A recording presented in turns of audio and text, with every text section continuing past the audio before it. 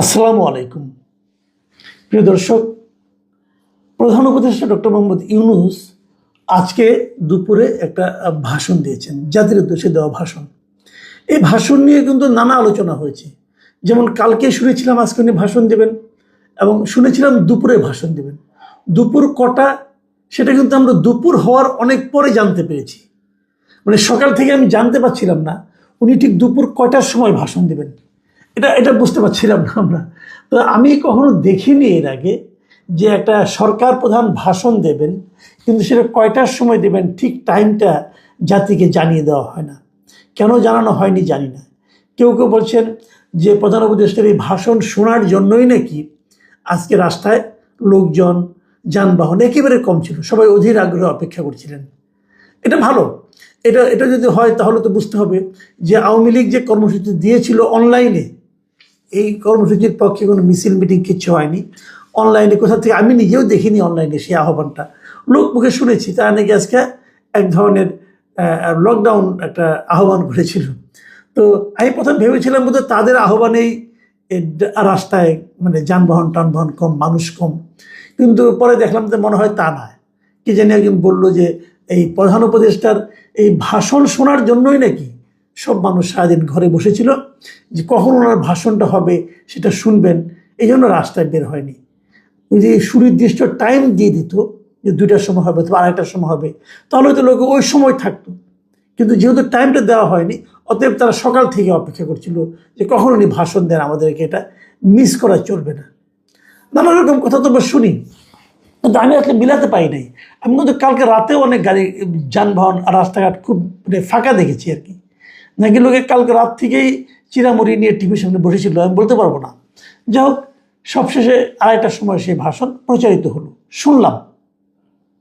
উনি কি বললেন এটা নিয়ে একটু আলোচনা করতে চাই। এই ভাষণটা হয়েছিল তখন যে জুলাই সনদকে কীভাবে বাস্তবায়ন করা হবে এটা নিয়ে আলোচনা করার জন্য। জুলাই সনদ যখন নাকি বাস্তবায়নের জন্য যখন আলী রিয়াজ সাহেবরা তাদের কমিটি মিলে প্রধান উপদেষ্টার কাছে এটা দিলেন, দেওয়ার পর বিএনপির পক্ষ থেকে সরাসরি বলা হলো যে তাদের সঙ্গে প্রতারণা করা হয়েছে।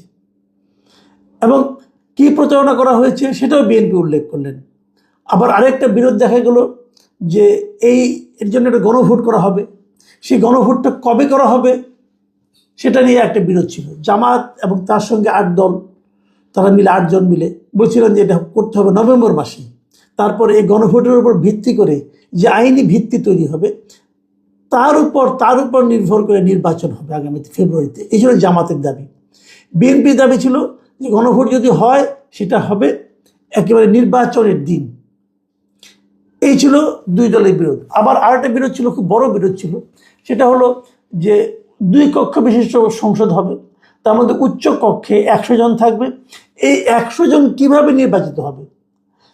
বিএনপি বলছিল যে নিম্ন পরিষদে যে যারা নির্বাচিত হবেন যে 300 জন, ওখানে যে আনুপাতিক হার থাকবে সেই আনুপাতিক হারে উচ্চকক্ষের 100 জন নির্বাচিত হবে।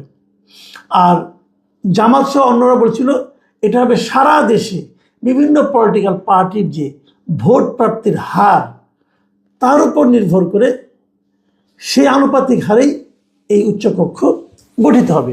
এই ছিল বিরোধটা। এখন এই বিরোধে ডক্টর ইউনূসকে দেখলাম যে উনি প্রথমে এই বিরোধ মেটানোর জন্য পলিটিক্যাল পার্টিগুলোকে বলেন আপনারা 7 দিন সময় দিলাম, 7 দিনের মধ্যে শেষ করেন। পলিটিক্যাল পার্টি বলা বাহুল্য পারে নাই, তারা বসেও নেই একসঙ্গে। তো ডক্টর ইউনূস বলছিল তারপরে তো উনি নিজেই বলে দেবেন, এবং সেইটাই আজকে উনি বলেছেন। উনি যে কথাটা বলেছেন সেটা হলো একটা গণভোট হবে, এবং সেই গণভোট হবে নির্বাচনের দিন। মানে বিএনপি যা চেয়েছিল সেটা নির্বাচনের দিন। আর উচ্চকক্ষের যারা 100 জন নির্বাচিত হবেন তারা হবেন সারা দেশে প্রাপ্ত ভোটের আনুপাতিক হারে। মানে জামাত এবং অন্যান্য ইসলামী দল যে 8টা, সব মিলে যে 8টা দল যা চাইছিল সেই অনুপাতে, এবং এনসিপিও এটাই চেয়েছিল যে সারা দেশে আনুপাতিক হারে। মানে বিএনপির যে দাবিটা ছিল এখানে উপেক্ষা করা হলো। অথচ এই চাওয়ার ব্যাপারে বিএনপি কিন্তু সনদে যখন সিগনেচার করে তখন তারা কিন্তু এটার মধ্যে নোট অফ ডিসেন্ট দিয়েছিল। কিন্তু সেই নোট অফ ডিসেন্ট দেওয়ার বিষয়টাও কিন্তু এখন গণভোটে চলে আসতেছে। এই হলো বাস্তবতা। এখন এটা হওয়ার পর কোন দল কি প্রতিক্রিয়া দেখাইছে, আমি যতটুকু দেখেছি কোনো দলই আনুষ্ঠানিকভাবে কোনো প্রতিক্রিয়া দেখায়নি। সবাই বলেছে তারা দলীয়ভাবে বসবেন, বসে আগামীকালকে নাগাদ হয়তো তারা একটা রিয়াকশন দেবেন। তবে তাৎক্ষণিকভাবে কেউই হ্যাপি হয়নি, জামাত হয়নি, এনসিপিও হয়নি, বিএনপিও হয়নি, কেউই হ্যাপি হয়নি। এখন আমার কেন যেন মনে হয় এই যে আনহ্যাপিনেসটা সবাই যে আনহ্যাপি, এটা মূলত আমার মনে হয় কিছুটা মনে হয় দেখানো, লোক দেখানো। কেউ কেউ বোধহয় হ্যাপি হয়েছে কিন্তু তারা বলতে চায় না আর কি। ঠিক আছে, না হোক, কোনো সমস্যা নেই।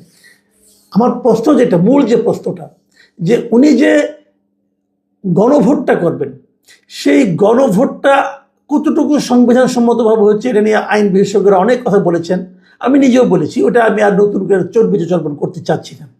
আমি কেবল বলতে চাচ্ছি গণভোটে কি প্রশ্ন উনি রাখবেন জনগণের কাছে, সেটা নিয়ে একটু আলোচনা করি। এবং উনি নিজে বলেছেন গণভোটে কি প্রশ্ন থাকবে, আমি ওনার একটু পড়ে শোনাই, আপনাদেরকে শোনাই। উনি বলেছেন প্রশ্নটি হবে এরকম: আপনি কি জুলাই জাতীয় সনদ, সংবিধান সংস্কার বাস্তবায়ন আদেশ 2025 এবং জুলাই জাতীয় সনদে লিপিবদ্ধ সংবিধান সংস্কার সম্পর্কিত নিম্নলিখিত প্রস্তাবগুলোর প্রতি আপনার সম্মতি জ্ঞাপন করছেন?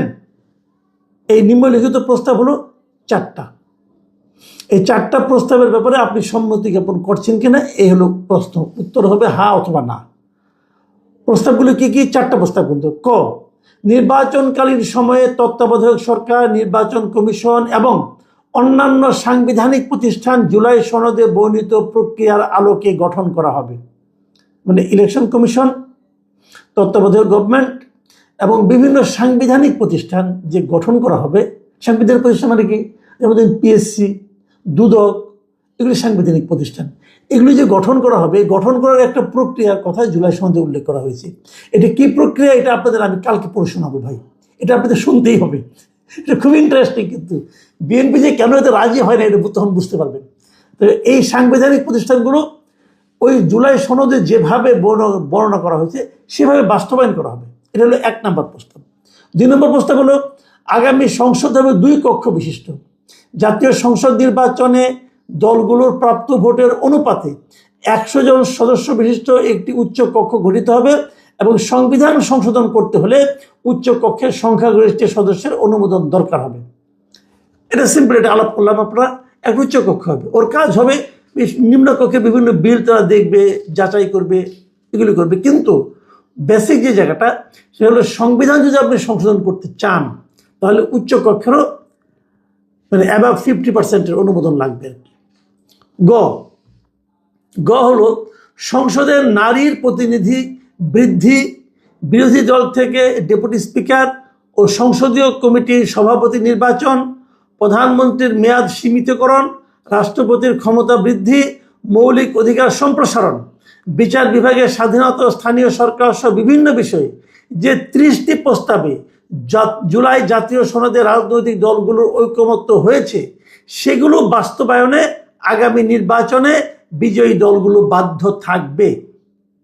30টা দল মিলে 30টা প্রস্তাবে একমত হয়েছে এবং সেই যেগুলি একমত হয়েছে এইগুলি মোটামুটি একটা ধারণা দেওয়া হয়েছে। সেইগুলো আগামী যে নির্বাচনে যে নির্বাচিত হয়ে আসবেন সেই দল মানতে বাধ্য থাকবেন। এটা একজন পাবলিক হিসেবে আপনি মনে করেন কি করেন না? হ্যাঁ অথবা না বলবেন আপনি। ঘ, জুলাই সনদে বর্ণিত অন্যান্য সংস্কার রাজনৈতিক দলগুলোর প্রতিশ্রুতি অনুসারে বাস্তবায়ন করা হবে। এই যে 4টার মধ্যে আপনাকে বলতে হবে হ্যাঁ। যদি আপনি হ্যাঁ বলেন তাহলে কিন্তু সবগুলি হ্যাঁ। হ্যাঁ বললে কিন্তু আপনি সবগুলি হ্যাঁ। তার মানে তখন আপনি ওই যে বিভিন্ন সাংবিধানিক প্রতিষ্ঠানগুলি কীভাবে গঠন করতে হবে ওটাও হ্যাঁ হয়ে গেল। আপনার তত্ত্বাবধায়ক সরকারের গঠন প্রণালী হ্যাঁ হয়ে গেল। 2 কক্ষ বিশিষ্ট সংসদ উচ্চ কক্ষ সংসদ হ্যাঁ হয়ে গেল। উচ্চ কক্ষে 100 জনের নির্বাচন হবে আপনার পিআর পদ্ধতিতে, এটাও হা হয়ে গেল। সব হা হয়ে গেল। কিন্তু এমন তো হতে পারে কেউ একজন বলতে চাচ্ছে যে অন্যগুলি বাদ দেন, যে 30টা বিষয়ে সবাই রাজি হয়েছে ওইখানেও কেউ অরাজি হতে পারে, তার তো একটা মতামত থাকতে পারে। প্রত্যেকটা ওই লোকটাকে কি অবশ্যই 30টা দলের সিদ্ধান্তের সঙ্গে একমত হইতে হবে? নাও তো হইতে পারে। 30টা দলের সিদ্ধান্ত একমত হয় সবাই, তাহলে তার মানে গণভোটের দরকারটা কি? আপনি গণভোট করছেন সেগুলোর ব্যাপারেও জনগণ কি বলছে এটা জানার জন্য। তাহলে যদি কেউ হ্যাঁ বলে, এখানে অনেকগুলি বিষয় কিন্তু আছে। এক হাতে কিন্তু সব হা হয়ে যাবে, এক নাতে কিন্তু সব না হয়ে যাবে। তো এটা কি রিস্কি হয়ে গেল না? আর এভাবে কি হা না হয়, করা যায়? এই যে এতগুলি প্রশ্ন, আপনি আপনি যদি হা বলেন সবগুলি হা, এটা কি হয়? মানে আপনি রাতে, মানে বলা হলো এখানে, আপনি যদি রাতে ভাত খাবেন আর রাতে আমি মাংস দেব, তখন ভাই আপনার হার্টের রোগী, আপনি বলবেন রাতে তো আমি ভাই খাবো, কিন্তু আমি তো মাংস খাবো না, আমি তো মাছ খাবো, তা হবে না। আপনি হা বলেন, আপনাকে রাতের খাবার দেওয়া হবে, কিন্তু মাংস সহ দেওয়া হবে। তো এটা কি হলো? আচ্ছা, তারও চেয়ে বড় কথা, আমি আর একটা বেসিক পয়েন্ট বলি। এই যে এতগুলি লেখা, এগুলো তো পড়তে হবে। ওই কিন্তু হা না তো কিন্তু ফর্মে থাকবে, লেখাগুলি থাকবে, দেখে আপনি হা বলবেন। তো এই লেখাগুলো কে পড়বে? ওখানে পড়া তো কোনো সময় দেবে? এই যে পড়লো, পড়ার পর বুঝতে হবে। তখন আপনি এতক্ষণ, তাহলে এক একটা ভোট দিতে এক একজনের প্রায় 10-15 মিনিট করে লাগবে, আমার তো পড়তেই লাগলো কতক্ষণ। আরো ইন্টারেস্টিং কথা, আচ্ছা বলেন তো ভাই, বাংলাদেশের শিক্ষার হার কত? বাংলাদেশের যে বাংলাদেশ পরিসংখ্যান ব্যুরো সরকারি হিসাব, সেই পরিসংখ্যান ব্যুরোর যে সর্বশেষ প্রতিবেদন, সে অনুসারে বাংলাদেশের জনসংখ্যার মধ্যে, জনগোষ্ঠীর মধ্যে শিক্ষার হার হলো 77.9%। অর্থাৎ ধরলাম 78%। তার মানে 22% লোক, বাংলাদেশের লোক অশিক্ষিত। অশিক্ষিত মানে সে নাম সিগনেচারই করতে পারে না। এখন নাম সিগনেচার করতে যে পারে না, সে পড়তে পারে? এমন অনেক আছে, নামটা খেলে কোনো মতো সিগনেচার করতে পারে, কিন্তু পড়তে পারে না। কিন্তু 22% লোক এসে পড়তেও পারে না, নামও সিগনেচার করতে পারে না। যে 22% লোককে ভোট দিবে না, তাদের ভোটের কোনো মূল্য নাই, তাদের মতামতের কোনো মূল্য নাই, তারা কি এই জিনিস পড়তে পারবে? এই যে আপনি একটা হানা করলেন, তারা কি এটা পড়তে পারবে? ভাই, এটা কোন যুক্তিতে করছেন? এইভাবে গণভোট হয়? মানুষকে কেন বোকা বানাচ্ছেন আপনারা? মানুষকে কেন প্রতারণা করছেন? বিএনপি বলেছিল তাদের সঙ্গে প্রতারণা করা। আজকে বিএনপি বললো যে জুলাই সনদে ডক্টর ইউনূস সিগনেচার করেছেন, উনি তো ওনার সেই সিগনেচার, উনি সেটাই লঙ্ঘন করেছেন।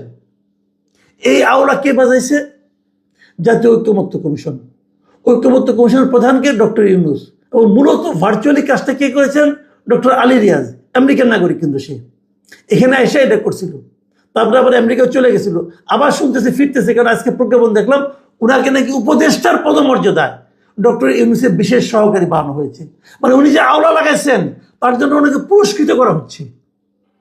তাহলে তো বুঝতে হয় যে ডক্টর ইউনূসে চেয়েছিলেন এরকম একটা আওলা লাগুক। আমি একটা কথা বলি, আমি কিন্তু শুরুতে খুশি হয়েছিলাম একটা কারণে খুশি হয়েছিলাম। কেন? যে বিএনপি এবং জামাত যেরকম মুখোমুখি অবস্থানে আছে, সেখান থেকে একটা মাঝামাঝি অবস্থানে উনি পৌঁছতে পেরেছেন ডক্টর ইউনূস। সেটা হলো, ওনাদেরকে বলেছেন যে এই হানা ভোটটা ইলেকশনের দিন হবে, এটা বিএনপির চাওয়া ছিল, আর জামাতের চাওয়াটাও তারা দিয়েছে যে আপনি পেয়ার পদ্ধতি উচ্চকক্ষ হবে। এই দুটো কথা আমি খুশি হয়েছিলাম।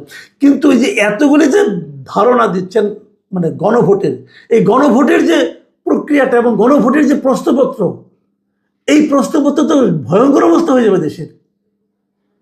এটা নাম গণভোট হবে না, এটা তো গণভোটই হবে না। এটা কেন করছেন? আবার তাছাড়া যে গণভোট আমাদের সংবিধানেই নাই, যে জিনিস সংবিধান নাই, সংবিধান পরিবর্তনের জন্য ওই আদেশ হয়, এটা খুবই আনফর্চুনেট, খুব দুঃখজনক। আমি জানি না শেষ পর্যন্ত কি দাঁড়াবে। এবং ডক্টর ইউনূস যেভাবে দেশ চালাচ্ছেন, যেভাবে বিভিন্ন লোকরা এনে গুরুত্বপূর্ণ পদে বসাচ্ছেন, আমার মনে হয় না যে ভবিষ্যতে আমরা খুব ভালো কিছু দেখতে পাবো। প্রিয় দর্শক, এটা নিয়ে আমি আরও কথা বলবো আগামী 2-1 দিন, এই জুলাই সনদ এবং এই বাস্তবায়ন পদ্ধতি নিয়ে। ততক্ষণ পর্যন্ত আপনারা ভালো থাকবেন। আল্লাহ হাফিজ।